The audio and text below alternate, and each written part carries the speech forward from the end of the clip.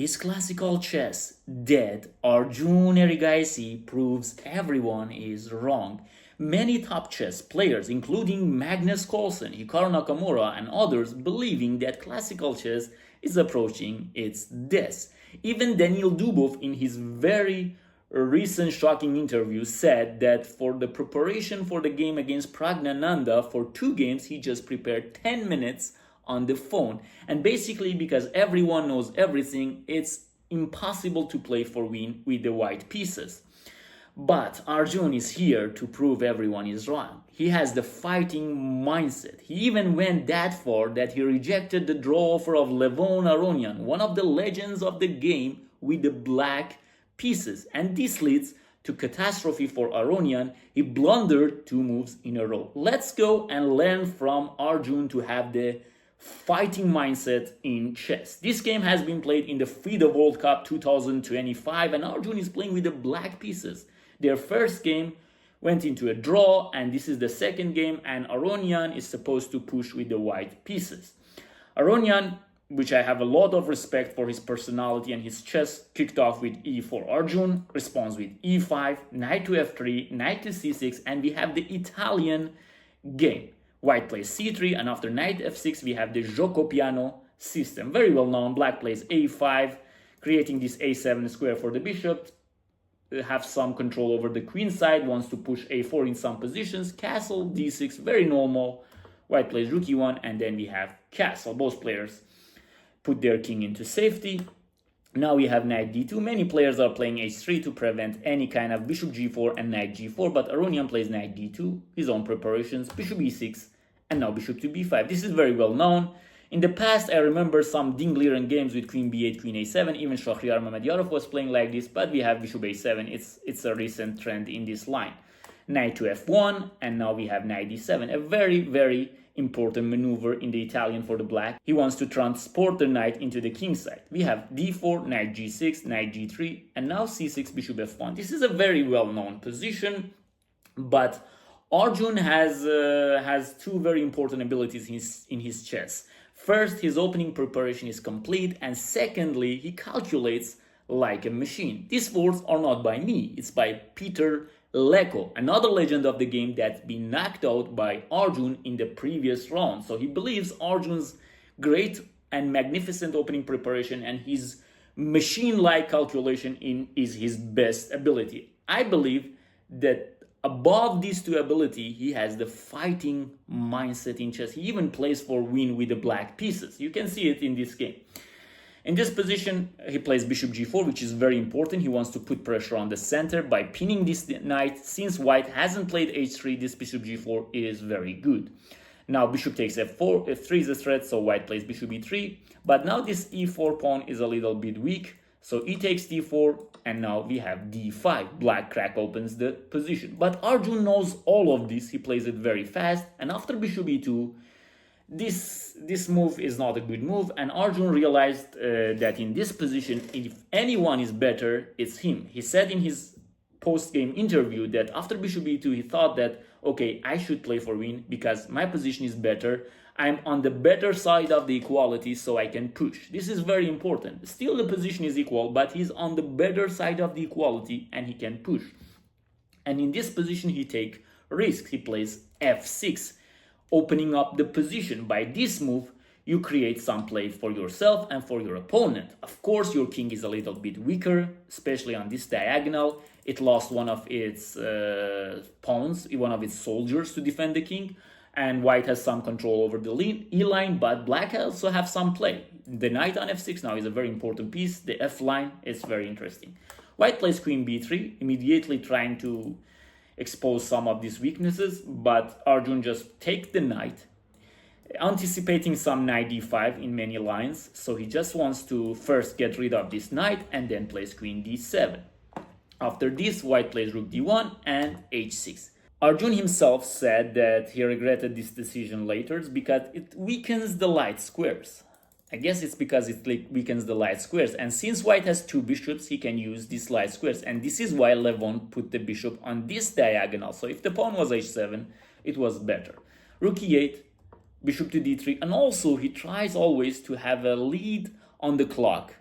comparing to his opponent. He wants to have some pressure on the clock also. Now knight h4, because there is no pawn on h7, you need to play knight h4, but as you can see, there is some play in the position now. This knight can come to g4. White also has some play. This is the fighting mindset that we are talking about. You create some play for yourself and for your opponent. f3, so now white played this f3, which weakens the king. Of course it weakens the king, because now black has some threats. You can come up with some sacrifices. Now, this is why Arjun plays another brilliant maneuver, knight to h7. He maneuvers very greatly with his knights. He wants to bring the knight to g5. We have bishop to b1, knight to g5, and queen to c2. In this position, you can calculate knight g takes f3, and after take, rook takes f3, which engine says it's very good, but Arjun says, I'm just trying to play g6, and he plays very fastly in this position. He is not just believing that knight f3 is good, so he just plays g6, trying to control the position, trying to closing the diagonal. Of course, not all of his decisions are good. His h6 and g6 are not good, because the position is complicated. When you create these kind of complications, then you can also go wrong. But there is space for your opponent also to go wrong. So Aronian plays king h1 to get out of these checks. Queen to f7, queen to f1. We have bishop to b8, remaneuvering the knight. So he sees that this bishop on a7 is somehow dead. So he brings this to b8. And as you can see, he has all of his pieces on the king side. He wants to attack this king. So this is very important. Now knight to f1. We have knight to f5 back. In this position, bishop to d2, bishop to c7. They are just maneuvering. And here, Aronian, by knight e3, offered draw to Arjun. And many players, I guess 9 out of 10 top players, will agree to a draw. It's a FIDE World Cup. You're supposed to get a draw with the white piece, with the black pieces. And now you have it. You can go into the tie breaks. You can relieve the tension over yourself. But as in chess, it's a rule to not relieve the tension and to maintain the tension. In this position, Arjun also tries to maintain the tension in the game and in the match, and he tries to continue. And he said, because Aronian offered me a draw, I got a psychological upper hand than him, because from now on, I understood that he's just playing for a draw. And I can push for a win, and I can play for a win. So basically, because my opponent is only playing for a draw, I have an upper hand, especially in psychological terms. So he takes on e3 and rejects the draw offer with the black pieces. And after bishop takes e3, this d4 pawn is always a little bit weak, so black can have some pressure on it. He just plays king g7. He doesn't believe that his position is that good. He's just trying to play. That's it. He's just trying to play chess to see what happens. And here, Aronian blunders. He just plays queen f1. And this is the psychological effect of someone who offered a draw and then your opponent rejected it, and you are in a very bad state of mind. Many players go into this state of mind. They lose their focus. And this even happened to Aronian. Of course, this was a long game and players are tired, but queen f1, even Arjun here didn't saw the brilliant tactic. Can you see it? Bishop takes h2 is the move, but why? Why bishop takes h2 is a great move? Because if he takes it, rook takes e3, and queen f4 check is finished. But there is another option. Bishop takes after bishop h2, there is bishop g5. But in this position, we have this very nasty move, bishop to g3. But you might think this is just nothing. But the bishop has to move. If you don't move it, I will take it and then checkmate you. So you need to move with your bishop. And then queen f6, queen h4 is just a checkmate. I don't know if Arjun saw it or just rejected it. I don't know about this. But in this position, he just played rook to e6. He wants to double. He wanted to do so from the previous move. So he wants to double here. He wants to have some activity. You can see that he's showing that he's playing for win. In this position, Aronian plays bishop g1. We have rook e8, take, and pawn to a3. As you can see, white is not coming up with great ideas. This is the psychological impact of your opponent playing for win and rejecting your draw offer. Because Aronian is a very, very great player.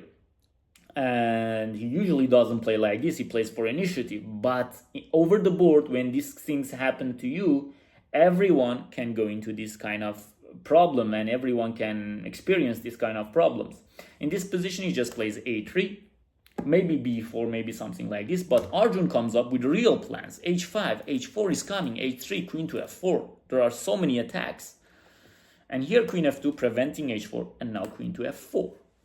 And I guess many of you saw this position that Aronian blunders in this position. The position is very hard to play. Black has the initiative, h4, h3 is coming. And white has to basically just ignore it.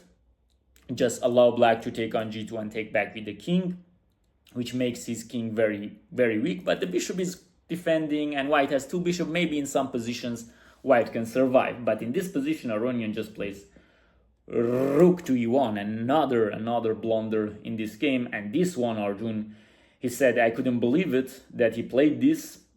He was prepared for this, and he just plays this brilliant move, knight to h3, and wins the game on the spot, because white cannot take it. If you take it, I will take your rook. It's over. And if you take this one, there is queen takes f3, mate in 1. And if you're just trying to escape with queen f1, just first knight g1, because this is a threat. And then if you take it with the king, we have here. If you take it with the queen, I have here. And then queen takes here, check.